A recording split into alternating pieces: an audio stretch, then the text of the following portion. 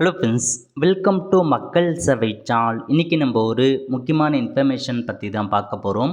அதாவது தமிழக ரேஷன் அட்டைதாரர்களுக்கு 2 முக்கிய அறிவிப்பு வெளியே இருக்குது. இப்போ இதை பற்றின மொத்த இன்ஃபர்மேஷன் தான் இந்த வீடியோ பார்க்க போகிறோம். இந்த வீடியோ ஸ்கிப் பண்ணாமல் ஃபுல்லாக பாருங்கள். அது மட்டும் அல்ல, இந்த வீடியோ நிறைய பேருக்கு ஷேர் பண்ணுங்க. ஓகே, அதாவது தமிழக அரசு சார்பில் 22/11/2024 அன்னைக்கு செய்தியை வெளியிட்டிருக்காங்க ரேஷன் குறித்து.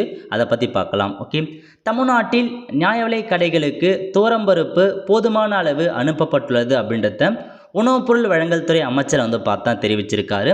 தமிழ்நாடு அரசு சிறப்பு பொது விநியோக திட்டத்தின் வாயிலாக 2.25 கோடி குடும்ப அட்டைதாரர்களுக்கு மாதந்தோறும் தலா 1 கிலோ துவரம்பருப்பு ரூபாய் 30க்கும் 1 லிட்டர் பாமாயில் ரூபாய் 25க்கும் மானிய விலையில் வழங்கி வருகிறது அப்படின்னு மென்ஷன் பண்ணியிருக்காங்க.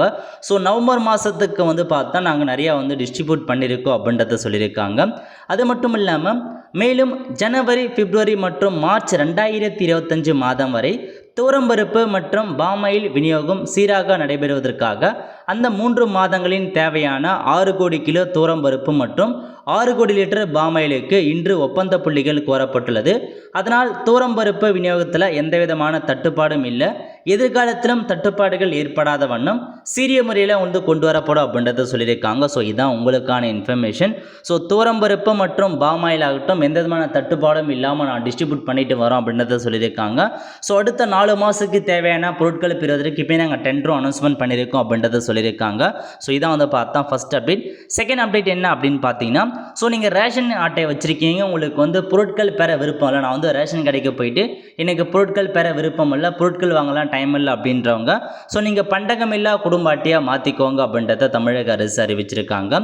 பொது விநியோக திட்டத்தில் குடும்ப அட்டைதாரர்கள் நியாய விலை கடைகளில் அத்தியாவசிய பொருட்கள் வாங்க விரும்பாதிருந்தால் அவர்களது குடும்ப அட்டை பண்டகமில்லா குடும்ப அட்டை நோ கம்யூனிட்டி கார்டாக மாற்றிக்கொள்ள முடியும்.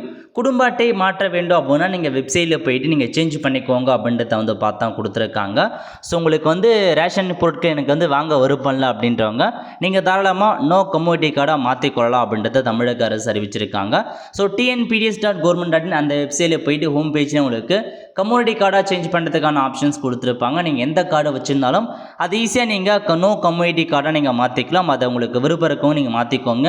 ஏன்னா பார்த்தா ஒரு சில பேர்லாம் பொருட்கள் வாங்கவே போக மாட்டாங்க, உங்களுக்கு விருப்பமே இருக்காது. அந்த மாதிரி இருக்கவங்க நீங்கள் நோ கம்யூனிட்டி கார்டாக மாற்றி வச்சுக்கோங்க. பொருட்கள் வாங்குகிற விருப்பம் இருக்கவங்க மட்டும் அதே கார்டை யூஸ் பண்ணிக்கலாம். வேணான்றவங்க நோ கம்யூனிட்டி கார்டை நீங்கள் பயன்படுத்தி வெறும் நீங்கள் அந்த ரேஷன் கார்டை அட்ரஸ் ப்ரூஃபாக நீங்கள் பயன்படுத்திக்கலாம். ஓகே, ஸோ இதான் உங்களுக்கான 2 இன்ஃபர்மேஷன். ஸோ இந்த வீடியோ பிடிச்ச லைக் பண்ணுங்கள். அடுத்த ஒரு நல்ல வீடியோவில் சந்திப்போம். நன்றி, வணக்கம்.